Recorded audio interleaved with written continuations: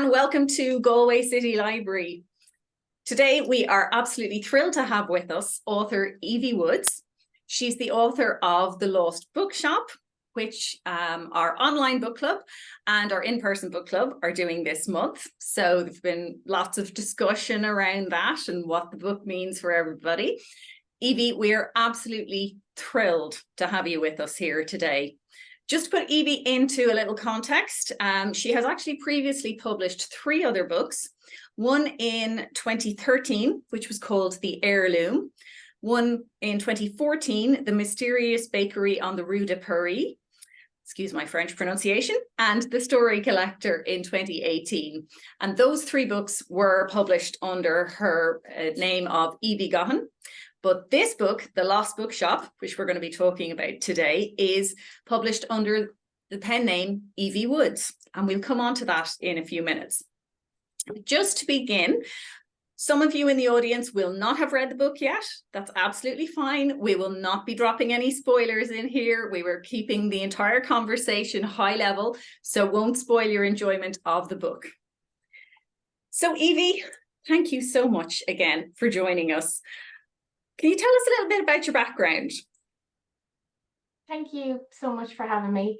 I'm from Galway, Galway born and bred, and I started writing probably in my mid-20s kind of thing. I was living in Montreal at the time and I was extremely homesick. So I started going to my local library, and thankfully they had pretty much every copy of Maeve Binchy and Marion Keyes, and I just started reading all of them, and just got the crazy idea into my head that maybe I could do this, and that's kind of what got me into writing. I think at that time in your life, in your 20s, you can kind of feel a little bit lost and like you don't have a voice, and I thought expressing myself through writing would be a good way to find my voice. Wow. I think I did. Okay, well, that's a lovely background from Galway to Montreal and back again. So possibly that inspired then your decision to set the Lost Bookshop in 3 different cities, but I'm going to come back to that question. So starting with the pen name, because this is an interesting choice. You've published 3 books under one name, and now you're using a pen name. Can I ask why? What was the rationale behind that? It was basically a discussion with my publisher. They just suggested maybe Gahan is a little bit difficult to pronounce outside of Ireland, and my publisher is based in the UK, One More Chapter, and they totally left it up to me. So I thought about it and I thought, it's probably going to be a good opportunity to sort of start this new chapter in my career with a new name. It might just give me more kind of creative impetus or whatever. So spent ages going through different names and stuff, but I decided on Woods. It just sounded like, I don't know, just sort of fit. And now I love it. Perfect. I love that idea that you actually get to reinvent yourself by picking a new name, kind of start afresh. So as I said, it's The Lost Bookshop is set in 3 different cities. So it's set in Dublin and London and Paris. And it's set obviously in different time frames as well. So it's in the 1920s, and then there's also, in the current day. When you were picking the 3 cities, what inspired you to set the story there? Well, Dublin, first of all, when I first had the idea for The Lost Bookshop, I immediately pictured it in a Georgian house in Dublin. That's just how it came. So I thought, okay, that's definitely going to be in Dublin. And Paris was really for Sylvia Beach and Shakespeare and Company. I really wanted to include that storyline, and I love Paris anyways. Who doesn't love Paris? And also to get that Lost Generation vibe in there as well. So that's why I chose Paris. And London, really, when Opaline kind of arrived in my head, I just knew she was English and I knew she was from London, and that's kind of where that came in. Plus, that's where they have all the auctions, like the big book auctions back at the time. So it worked really well. Excellent. Do you think then, like, had you visited each of these cities beforehand to help you kind of plot it out? Do you think it's important for authors to go and visit a place before they write about it? Yeah, like I had visited all these places, but like I wrote this during COVID, so obviously I couldn't go anywhere at the time. So like I'd been to these places before, but like when the Lost Bookshop was a twinkle in my eye, so I wouldn't have had a clue. But especially for the Paris one, like set in the 1920s, I mean, you can never really revisit that. I mean, I'm kind of making it up anyway. So I think if you can kind of create more of an atmosphere of the place, I'm kind of thinking along the lines of like Woody Allen, the way he kind of makes a location a character in the story. So that's kind of what I was trying to do. Um, so, and just sort of like draw on my own experience, but also sort of just creating an atmosphere was more important to me of the place. Yeah. Well, I think like the fact that you picked the bookshops, Hannah's in Dublin, I would know personally, so that kind of spoke to me. And Shakespeare and Company, I have, well, again, been to Paris. That, when I saw that written in the book, I just went, oh my God, this is a book lover's book. This is for the bibliophiles who are, besotted with books, not just the stories in them, but the actual, that whole thing of bookshops and libraries and, everything that goes into the context of the book. This is, it's basically a love letter to books. I would say it's absolutely fabulous. When you were picking the three characters, I mean, did they spring into your head? Did they come fully formed, or did they evolve as you were writing the story? Yeah, like I said, Opaline just arrived. I wouldn't say fully formed, but like I had a really strong sense of who she was. Um, I knew that I wanted the book dealer to be a woman.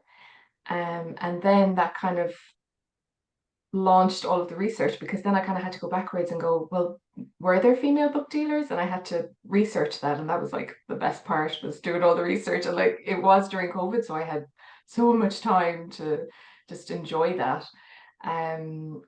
So anyways, she was, yeah, I had a very strong sense of who she was.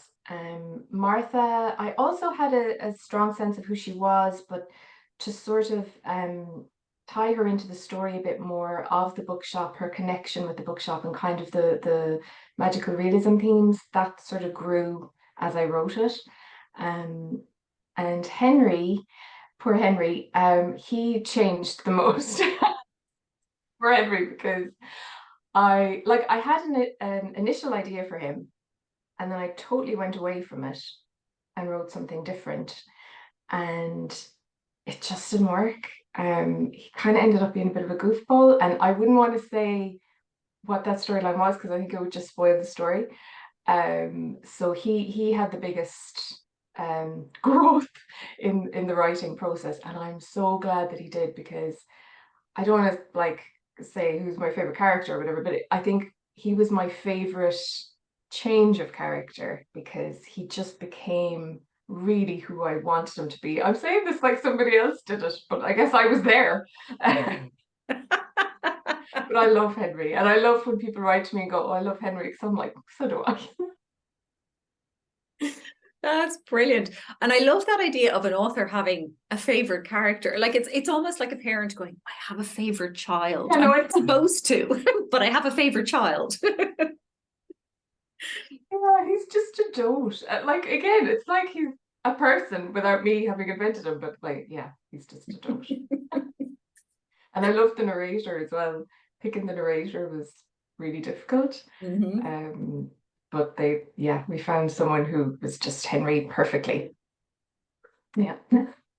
And you mentioned magical realism. So that's where a story, gives a realistic view of the world, but then has tiny little magical elements in it.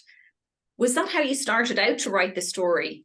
Or again, did it evolve as you were, did it start as a straight piece of fiction and then suddenly develop magical elements as you were writing? Yeah, no, I always wanted to write it as magical realism because it's my favorite genre. I absolutely love magical realism. I feel like it should be squeezed into every book. I think it just makes everything better.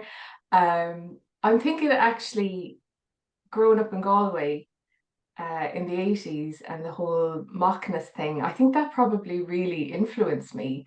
But one of the, not my earliest memories, but one of my first memories of mockness was when they had Gulliver like wash up on the beach in Salt Hill.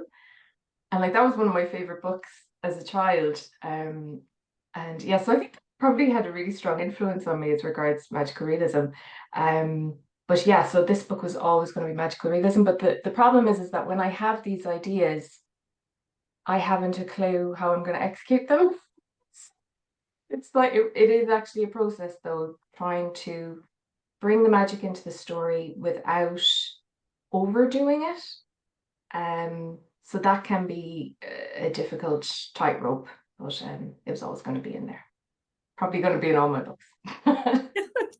And notwithstanding that, I mean, there are some very strong themes, if I can say that in the book, and this is not going to add spoilers for anyone, but you know, leaving an abusive situation, building a new life, chasing a dream, you know, passing on a legacy, and that could make a book very heavy going. You know, you could feel, oh my God, like this is dragging me down, but you don't. When you're reading The Lost Bookshop, you have struck a wonderful balance between, you know, explaining the situation that your characters are in, and yet the book is so full of hope and positivity. How did you manage to balance that? Honestly, I'd have to really thank my editor here, and this is why editors are so important. Because it's great to have somebody with a bit of objectivity. My natural inclination is to write the hopeful story and the stories full of kind people and wonderful things happen. Works out. I don't want anything horrible to happen to my characters. Um, but as I've grown in my writing, I realize that that doesn't make for the most interesting story. And for me as well, I want to investigate these more serious themes in my work. Um, so yeah, it was really helpful to have my editor sort of help with that light and shade. Um, they are difficult themes, but I think they're really important and something that I really, yeah, like that I wanted to address those issues. How long did it take you to write the book? 2 years. 2 years of solid Like I writing? resented. No, but it did. Yeah, it took 2 years. A lot. Like people keep saying to me, you know, there's so much in it, and I'm like, I know. But I'm so pleased now. I'm so happy that I gave it 2 years because I think it's really paid off in the end. Yeah. Absolutely. I would say that. Can I go back to a point you said, like, obviously, a lot of your time had to be spent doing research. That was a really important part of, you know, being able to build your characters and have the settings and everything else. And you mentioned that you had to research female booksellers. I'm Can so I glad ask you you've about gone that? back to that. I did want to say something. Here it is. This book, these two ladies, um, Leona Rostenberg and Madeline Stern. This book is called Old Books and Rare Friends. This was the best find that I had when I was researching female book dealers. If you want to know more about it, I would really, really recommend you get this book or just Google them. They're just A, they're adorable, and B, they're amazing. They're best friends from New York, I think. And I think they started kind of in the 40s. So I did get an awful lot of inspiration from them. Um, yeah, they've a lot of, I don't know, should I say? They found out something very interesting about Louisa May Alcott. Yes. So I'll leave it there. But Wow. it's, yeah, really, really interesting and really inspiring. Yeah. So Thanks for Hey, bringing that up. interesting. So was that what inspired the storyline about Emily Bronte's lost manuscript? Definitely, yeah, definitely helped. Definitely helped. Yeah. Yeah. So is Emily Bronte your favorite author? Do you have other author? Like clearly that was can I call it wish fulfillment that you were looking for? Perfect. What it was. Yeah. So are there other authors then? I mean, like that you love and would like to, if you could find a genuine lost manuscript, you're browsing through Shakespeare and Company in Paris, and you suddenly find this wonderful pile of papers, and it turns out to be a manuscript by who? The dream. Well, I have lots of like other authors that I love. Will I just show you a couple of books that I do like? This guy, Carlos Ruiz Zafón, The Shadow of the Wind. Absolutely love that book. Um, Probably if I was to find a lost manuscript, I wouldn't mind finding another manuscript by Daphne du Maurier, because I love her. And then I've recently discovered Dorothy McArdle. She's an Irish writer. Her story is also so interesting. She ended up being imprisoned during the Civil War. This book is brilliant. She's kind of, I don't want to say she's an Irish Daphne du Maurier, but that's, yeah, anyway, that's brilliant. So any of them, but for a contemporary writer, I was trying to think of other people who have, because that was kind of the beauty of it, is that Emily Bronte, it's always this, oh, she just had the one novel. And you're kind of thinking, I mean, I can't help think, anyways, oh, am I giving a spoiler here? No, that's the question you asked. Anyways, so I was trying to think of other authors who just have one novel, and I was thinking of a contemporary author that I loved, Gail Honeyman. Eleanor Oliphant is completely fine. If I found another manuscript of hers, I'd be delighted. But I think she might be bringing out a new book next year, so maybe it's going to come true. Anyway. And if she hasn't, she'll be motivated to finish one when she sees this interview. I hope so. So, coming back to this whole concept of the book as being, it's sort of a love letter to bookshops and to books. Do you have a favorite bookshop? Oh, that's tough. Because I feel like it's almost like with the characters now, if I say one, it's going to leave out the other ones. You can pick a few. Okay. Well, I'd have to say in Galway, Charlie Burns. I mean, I just love dropping in there. It's just like, actually, yeah, that's what I really love about it. It's such a drop-in kind of place. You don't have to think like when you're going in there, oh, okay, I really need this book, or I'm looking for such and such a thing. It's just, again, it's the atmosphere. It's just such a lovely atmosphere about it. Same with Kenny's. I really miss them still, even though it was years ago that they moved from Key Street. But like that's where I used to go when I was very young, and I used to love. Again, it was just the atmosphere of the place. Um, so yeah, I suppose in Galway they're my favourite too. But I love these. Lovely. So a number of our book clubs have been reading your book, obviously. One of the questions that came up was why, when like this, the time period for Opaline stories is the 1920s. So it's the Irish Civil War context. Why did you kind of maybe have less mention of that in the book? Was there a particular reason why you avoided that storyline or that historical aspect, if I may say? Yeah, yeah. It was a decision that I made when she arrives in Ireland, Opaline. I really wanted the focus to be on the bookshop and the magical elements of that, and trying to marry the Civil War with that, it just wasn't working.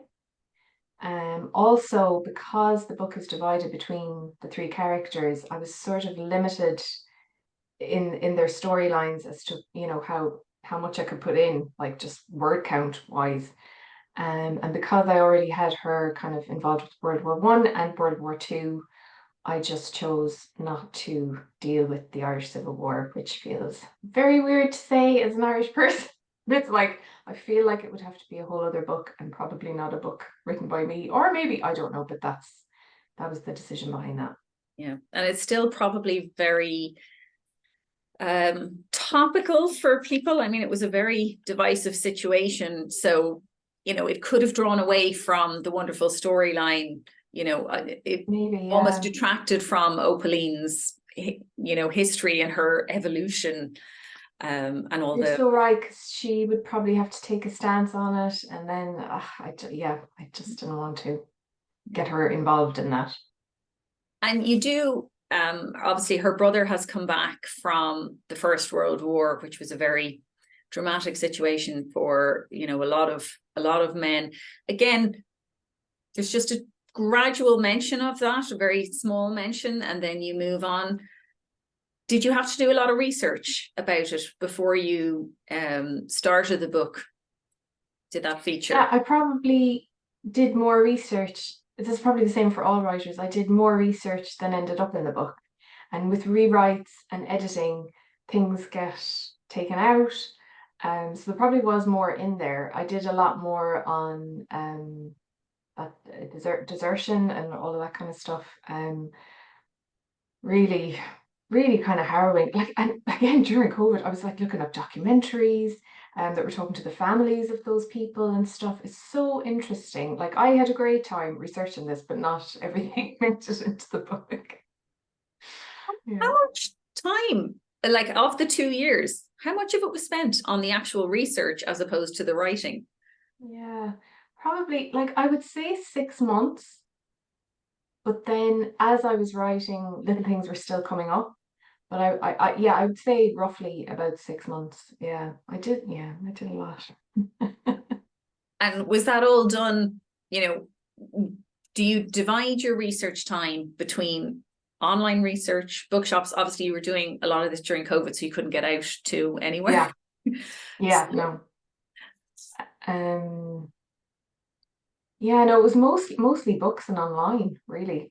Um, which again was fantastic. I got this brilliant book. I have it up here, but I'm not going to put it down because it's absolutely massive.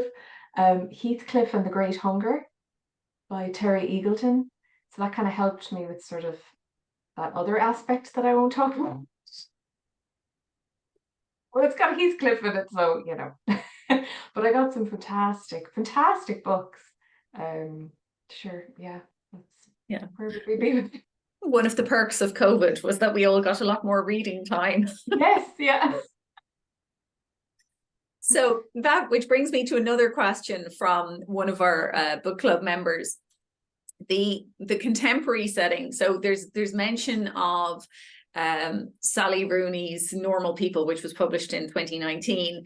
And then she was curious about the context of, you know, there was no reference to COVID in the discussion or masks or anything else. So what was your rationale or thinking behind that part of it?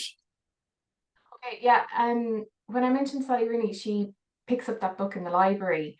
So it was a few years after it had been published. So the Lost Bookshop, those sections are set in the present day. It doesn't actually say that though, I realise it doesn't say the date, but it's the present day. So I guess it can kind of work for if you read it next year, you'll be thinking it's still the present day.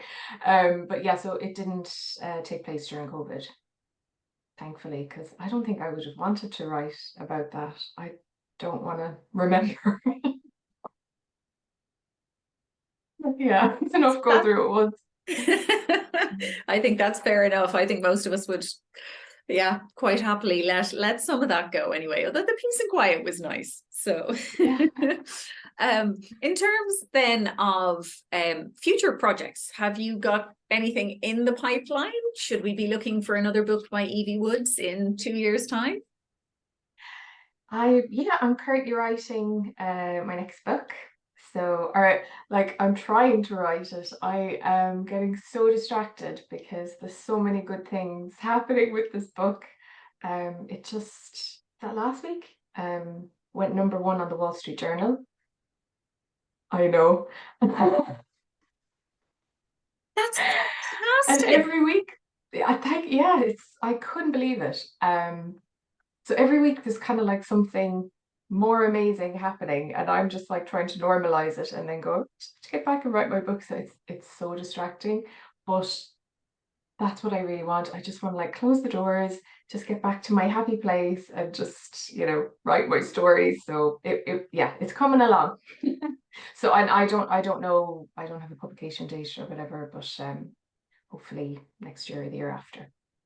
Okay. And will you be with the same publisher? Can I ask? Like, have they signed you for like a 2-book or 3-book contract, or how did that work?